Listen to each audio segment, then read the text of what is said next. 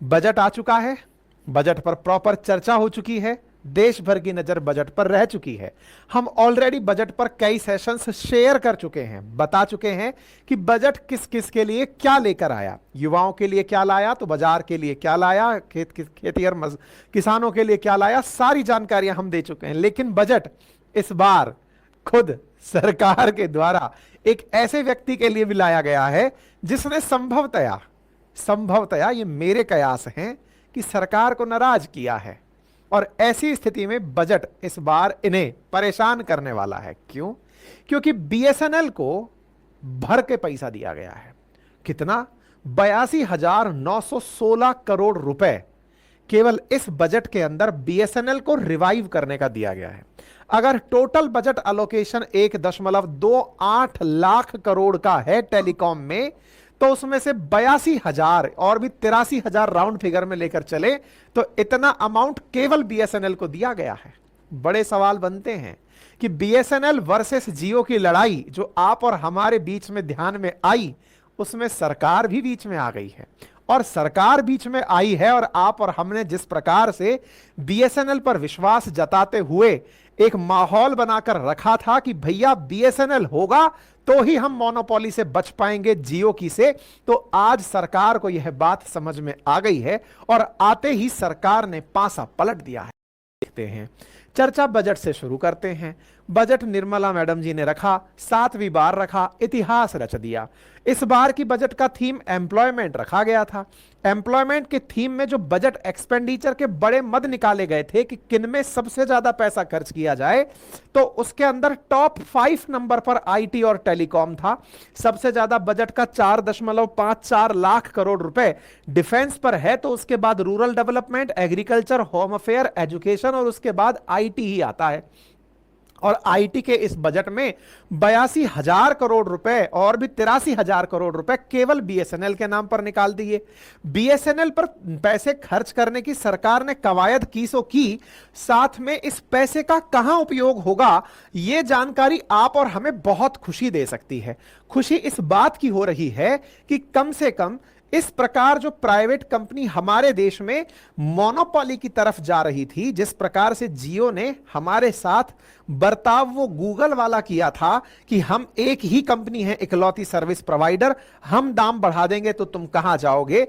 अब सरकार को नजर आया है कि नहीं, हम खड़े हैं और हमारा रहना जरूरी है। ऐसी स्थिति में 82,916 करोड़ रुपए अभी जो कल का बजट आया, इसमें टेक्नोलॉजी अपग्रेड और रीस्ट्रक्चरिंग के लिए सरकार द्वारा दिया गया है। दैट मींस जो लोग मजाक बनाते थे कि बीएसएनएल है, भाई साहब नहीं लगेगा, सरकार ने कहा जरूर लगेगा। हम लोग इतना पैसा इनकी स्ट्रक्चरिंग पर खर्च करेंगे कि यहां पर बीएसएनएल रिवाइव हो जाएगा। और इंटरेस्टिंग चीज जो बहुत ज्यादा मायने रखती है, ये दिखाते हुए कि जिस प्रकार से सरकार ने पहले बीएसएनएल को संभवतः इग्नोर कर दिया था, आरोप लगने लगे थे कि बीएसएनएल को बर्बाद ही सरकार कर रही है क्योंकि अंबानी प्रेम है। इस अंबानी प्रेम के चलते मोदी सरकार ने उन्हें फायदा पहुंचाने के लिए बीएसएनएल को इग्नोर किया। अब वो पासा पलट गया है। तथ्य बताते हैं कि 17,000 करोड़ रुपए केवल और केवल सर्विस ऑब्लिगेशंस के बैलेंस को पूरा करने के लिए, ताकि 17,000 करोड़ रुपए उन लोगों को दिए जा सकेंगे जो बीएसएनएल के कर्मचारी रिटायर्ड हो रहे हैं, जो पेंशन पर जा रहे हैं। 1 अप्रैल 2014 के बाद से जो कर्मचारी हैं उनको यह पैसा दिया जाएगा। मतलब यह समझ लीजिए कि इस बजट ने पर्टिकुलर फोकस किया है उन सब चीजों को जिन्हें आपने इन दिनों ट्रेंड बनते हुए देखा। आप सोचिए कि टेलीकॉम मैन्युफैक्चरिंग के अंदर सरकार ने 5% इंपोर्ट ड्यूटी इंक्रीज कर दी, ताकि देश के अंदर ही टेलीकॉम के लिए जो आवश्यक एलिमेंट्स हैं उन्हें यहीं पर डेवलप किया जा सके, देश के अंदर ही प्रिंटेड सर्किट बोर्ड की असेंबली की जा सके। इस प्रकार के प्रयास किए गए हैं क्योंकि अभी तक हमारे देश के अंदर टेलीकॉम के और नेटवर्किंग के लिए जो आवश्यक इंस्ट्रूमेंट्स थे, 40% तक हम इंपोर्ट करते थे। हमने इंपोर्ट ड्यूटी बढ़ा दी ताकि वो हमें महंगे पड़े और हमारे देश के अंदर डोमेस्टिक प्रोडक्शन को उस कॉम्पिटिटिव प्राइसिंग पर बढ़ावा मिल सके। इस बजट में 34.46 करोड़ रुपए में भारत के अंदर टेक्नोलॉजी और इन्वेस्टमेंट प्रमोशन के लिए, 70 करोड़ रुपए चैंपियन सर्विस सेक्टर स्कीम के लिए, 1800 करोड़ रुपए प्रोडक्शन लिंक इंसेंटिव स्कीम के लिए इस बजट में अलोकेट किए गए हैं, जो अपने आप में यह दर्शाता है कि ना केवल सरकार केवल बीएसएनएल की पेंशन, बीएसएनएल कर्मचारियों की पेंशन, बल्कि टेक्नोलॉजी अपग्रेडेशन और मेक इन इंडिया के तहत देश में ही प्रोडक्शन लिंक इंसेंटिव स्कीम से कंपनियों को चलाया जाए, उस पर पैसा खर्च कर रही है। सवाल यह नहीं है कि बजट पर आप इतना पैसा खर्च कर रहे हैं, सवाल यह है साहब अब क्यों कर रहे हैं? क्योंकि जब पूरी तरह बीएसएनएल चरमरा गया, अब आप हाथ बढ़ाए तो कुछ गड़बड़ हुआ है क्या? हम तो बस बात करने वाले लोग हैं, आप और हम बैठ के बतिया रहे हैं कि क्या हो रहा है। मेरे प्यारे साथियों, सरकार ने एक और काम किया है। अभी तक जब ये कहावत कहा जाती है कि बीएसएनएल है भाई साहब नहीं लगेगा, लेकिन सरकार ने गांवों तक ऑप्टिकल फाइबर पहुंचाने के लिए भारत नेट योजना में वर्ष 2024 के अंदर बीएसएनएल के लिए जो मतलब डेटा है, बजट है, वो बढ़ाकर 8500 करोड़ कर दिया है। मतलब आप सोचिए कि 2023 में भारत नेट परियोजना जिससे गांवों में ऑप्टिकल फाइबर पहुंचाता था, उसके अंदर 1500 करोड़ रुपए पहले खर्च किए। 2024 के अंदर यह आंकड़ा बढ़ा करके अब अंतरिम बजट में बढ़ाकर 8500 करोड़ तक कर दिया है। मतलब गांव में भी इंटरनेट पहुंचेगा ऑप्टिकल फाइबर से, पूरे देशवासियों को 4G इंटरनेट मिलेगा। तो क्या यह सब अंबानी के लिए किया जा रहा है? अंबानी के लिए क्यों किया जा रहा है? मैं इसलिए बार बार कह रहा हूं कि बजट तो अब आया है जुलाई में, लेकिन हमारे देश में पिछले महीने जून में एक जबरदस्त भूचाल आया था। प्राइवेट कंपनियों ने अपनी मनमानी का कुछ ऐसा तांडव रचा था जिससे हमें यह लगने लगा था कि जियो तो हम सबको अपना गुलाम बनाने का प्रयास कर रहा है। क्यों?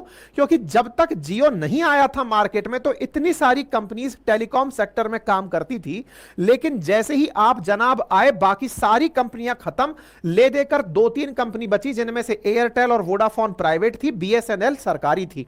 सरकारी बीएसएनएल तो बेचारी सरवाइव ही नहीं कर पा रही थी क्योंकि 4G का स्पेक्ट्रम खरीदने के पैसे नहीं थे, और एयरटेल और वोडाफोन जियो के साथ मिलकर के मोनोपोली को इतना बढ़ावा दे दिए कि साहब आप प्राइस बढ़ा रहे हैं तो हम भी आपके साथ प्राइस बढ़ाएंगे।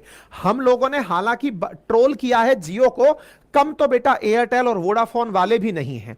अगर तुम में देशभक्ति थी तो तुम रुक जाते, तुम ना कहते कि जियो ने बढ़ाया है, प्राइस बढ़ाने दो, हम तो सस्ते पर देंगे, नहीं, पर तुम इनके पीछे छुप के शिकार किए। मतलब प्राइवेट सब हैं एक जैसे ही, पर कोई नहीं, तुम इनके कारण गिरे थे तो इनके कारण उठोगे, इसलिए हम तुम्हें केवल आश्रित और परपोषी मानते हैं एयरटेल। लेकिन तुम ना अगर खुद से कुछ ढंका किए होते तो तुम्हें भी इस समय हीरो बनने का मौका मिलता, लेकिन तुमने वो मौका गवा दिया, तुम सेकंड लाइन पर ही खड़े रहोगे। अब इस समय पर बीएसएनएल ने यह मोर्चा संभाला है। बीएसएनएल ने मोर्चा संभाला, इसके पीछे बड़ा कारण है। हमारे देश ने पिछले साल में एक बहुत ही गंदा अनुभव लिया है, और वो है कंपनियों की मनमानी का, मोनोपोली का। आपको मैं याद दिला दूं कि जब मार्केट में केवल एक ही कंपनी हो, मतलब दिस इज माई वे और नो वे, आपके पास इकलौता ऑप्शन हो, तो कंपनियां मनमाना करती हैं। जैसे जिस माध्यम पर आप मुझे सुन रहे हैं, जिसे आप गूगल कह रहे हैं, इस गूगल ने एप्लीकेशन पर एक मतलब यह कहा था कि एप्लीकेशन के थ्रू अगर आप कुछ बाल बेच रहे हैं तो 30% तक आपको हमें देना पड़ेगा, और उसमें मतलब आइडिया था 11% से 26% तक आपको रेवेन्यू शेयर हमसे करना पड़ेगा।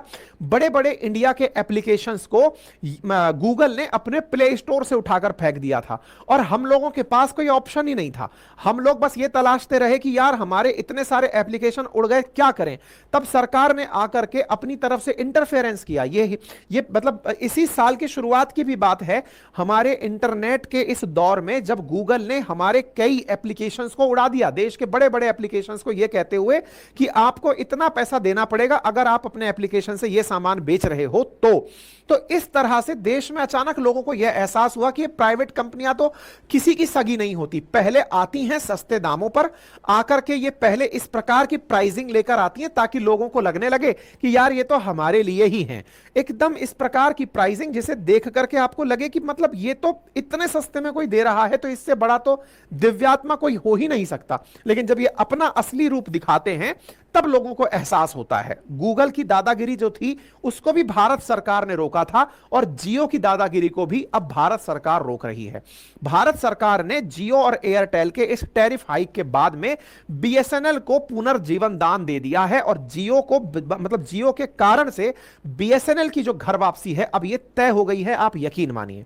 मैं इस बात को क्यों कह रहा हूं बिना तथ्यों के, इस बात को हम इसलिए नहीं कर रहे हैं क्योंकि जियो बायकॉट को पिछले हफ्ते अपन ने ट्रेंड कराया था और उसके बाद में बीएसएनएल पर आपको जानकर आश्चर्य होगा 27 लाख नए कस्टमर पिछले महीने, मतलब जब से अपना ये 2 हफ्ते से ट्रेंड चला है ना, 27 लाख नए यूजर्स बीएसएनएल पर पहुंच गए हैं और लगभग 2.5 लाख यूजर्स ने पोर्ट कर लिया है बीएसएनएल।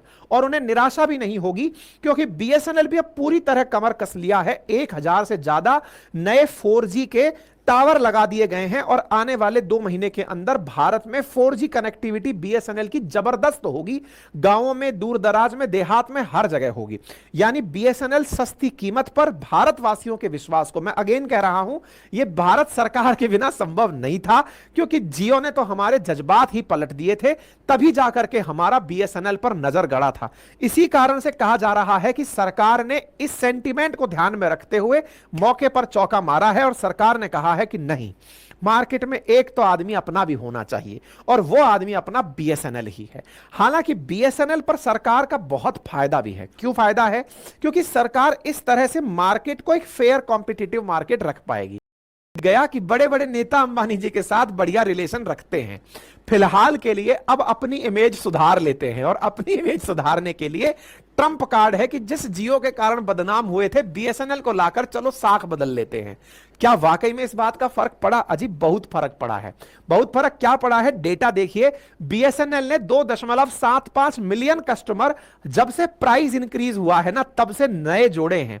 2.5 लाख कस्टमर्स ने हाल ही में पोर्ट किया है जो कि अन्य नेटवर्क से बीएसएनएल में पोर्ट होकर के आए हैं। और यह खबर बड़ी बनती है कि प्राइवेट टेलकोज का जो टैरिफ हाइक चला उससे फायदा बीएसएनएल को हुआ है। अब बीएसएनएल भी आपको खुलकर जानकारी दे रहा है और कह रहा है चिंता मत करो, मैं 1000 टावर अब तक 4G वाले लगा चुका हूं और धुआंधार तरीके से भारत को 4G बनाने का प्रयास चल रहा है, वो भी पूरी तरह स्वदेशी। मैं स्वदेशी क्यों बोल रहा हूं? क्योंकि और जितने भी जगह पर प्राइवेट कंपनीज 4G स्ट्रक्चर्स लगा रही हैं उनमें 40% तक इंस्ट्रूमेंट चाइना वाले लगे हैं। आपको याद होगा कि हुवावे का 5G इंफ्रास्ट्रक्चर अमेरिका ने और यूके ने लेने से मना कर दिया था, जो चाइनीज इंफ्रास्ट्रक्चर था। प्राइवेट कंपनीज इंडिया में अभी भी चाइना का इंफ्रास्ट्रक्चर यूज कर रही हैं, लेकिन बीएसएनएल कह रहा है कि मैं पूरी तरह स्वदेशी टेक्नोलॉजी लगाकर 4G ला रहा हूं और प्लान भी इतने सस्ते सस्ते कि आपका देखकर मन राजी हो जाएगा कि 30 दिन का चार्ज आपको मात्र 147 रुपए के अंदर प्राप्त हो रहा है। यानी कि आप अगर बीएसएनएल को यूज करते हैं तो बीएसएनएल 4G बहुत ही सस्ते कीमतों में मिल रहा है और जो हमारा 4G है वो 5G के लिए ऑलरेडी तैयार है। मतलब इस तरह से समझिए कि 4G आप यूज करेंगे, 5G के लिए इंफ्रास्ट्रक्चर पहले से ही तैयार किया जा रहा है। साथ ही साथ बीएसएनएल ने एक और मौके पर चौका मार दिया और कहा कि चिंता मत करिए, आपका जो डेटा है ना वो भी भारत में ही सेव रहेगा। इसके लिए टीसीएस को जिम्मेदारी दी गई है। नाम जब टाटा का जुड़ जाए, बीएसएनएल के साथ टाटा का नाम हो तो लोगों में विश्वास वैसे ही आसमान पर चढ़ जाता है। और टीसीएस को 15,000 करोड़ की 4G डील में कहा गया है कि इंडियंस का डेटा इंडिया में ही रखना है, इसको बनाए रखिए। इस बात को अब सरकार भी प्रचार करने लगी है। सरकार कह रही है आजादी का Amrit Mahotsav, BSNL 4G, BSNL 5G ready. यानी अब 23 जुलाई का ये डीओटी का, डिपार्टमेंट ऑफ टेलीकम्युनिकेशन का आप ट्वीट देख रहे हैं जिसमें सरकार खुद कह रही है कि आने वाले समय में मेड इन इंडिया 4G और 5G टेक्नोलॉजी को हम लोग लेकर आ रहे हैं। यह सुर्खी बड़ी सुर्खी है। बहुत सारे लोग इस सिम को दिखाकर दिखा रहे हैं कि बीएसएनएल 4G तो आई गया, 5G की तैयारी कर चुका है और देश का विश्वास इस पर बन रहा है। लोग तरह तरह से फोटोज डाल रहे हैं कि बीएसएनएल के कर्मचारी 9:30 बजे से पहले ही ऑफिस जाकर बैठ गए हैं। ऐसा ही एक ट्वीट कोई आईएएस अधिकारी हैं, उन्होंने अपने पोस्ट पर शेयर किया कि देखिए अधिकारी आधा घंटे पहले ऑफिस पहुंच जा रहे हैं कि साहब कुछ तो होगा। अरे इनकी सेहत पर कुछ असर पड़ा कि नहीं? पड़ गया है, पड़ गया है। जिस जियो ने 349 वाला रिचार्ज रोक दिया था वो आपके द्वारा किए गए बायकॉट में वापस ला दिया गया है। जियो ने ये हेडलाइन दी है, आज की हेडलाइन है, पढ़ लीजिए। जियो ने अपना 349 वाला जो रिचार्ज प्लान था जिसकी वैलिडिटी को पहले खत्म कर दिया था, 49 वाला प्लान ही गायब कर दिया था, 349 वाला वो वापस ला दिया है। ये आप ही की ताकत है। आपके द्वारा जो जियो को ट्रोल किया गया उसका परिणाम यह निकला कि बीएसएनएल को, जियो को झुकना पड़ा और झुक करके अपने पुराने प्लान वापस ले आया। अखबारों की हेडिंग बना दिया कि हम 349 वाला प्रीपेड प्लान वापस से अपडेट कर दिए हैं, चिंता मत करिए, रिलायंस जियो आपका प्लान वापस आ गया है। End of discussion. बोले अब कोई चिंता की बात नहीं है, बहस बंद करो, मैं 349 वाला ले आया। अरे छोड़िए, आपको, हमको समझ में आ गया है कि आप हमको बेवकूफ बनाने के लिए यह प्लान लाने की बात कर रहे थे कि चलो अब बहसबाजी बंद करो, हो सकता है 150 रुपए के लिए आप लोग झगड़ा कर रहे थे। नहीं, इस बार खेल 150 रुपए का नहीं था जनाब। इस बार खेल इस बात का था कि आपकी स्ट्रेटेजी लोगों को समझ में आ गई थी। आप जो कर रहे थे वो लोगों को समझ में आ गया था कि पहले सस्ता दो, प्रेडेटरी प्राइसिंग यूज करो और बाद में इन सबसे सब कुछ छीन लो। नहीं, समझदार हो गए हैं लोग। आपका यह प्लान सस्ता है लेकिन ये झुकने के कारण है, आप झुके हैं इसलिए प्लान सस्ता किया है। लोग छोड़कर आपको दूसरी जगह जा रहे हैं इसलिए सस्ता किया है। और हां, इस बजट में इतना फंड अलोकेट हो गया है कि अगर बीएसएनएल खड़ा हो गया ना तो भाई साहब जियो आपको तो जीने नहीं देगा। बाकी फिलहाल के लिए इतना ही है। आपकी इस विषय पर क्या राय है कमेंट बॉक्स में जरूर रखिएगा। सेशन पसंद आया हो तो लाइक करना बिल्कुल मत भूलिए। बार बार आपको रिक्वेस्ट करना पड़ता है कि अगर आप नए हैं चैनल पर तो सब्सक्राइब का बटन दबा दीजिए और ऑलरेडी दबा रखा है तो लाइक कर दीजिए, साथियों से साझा कर दीजिए।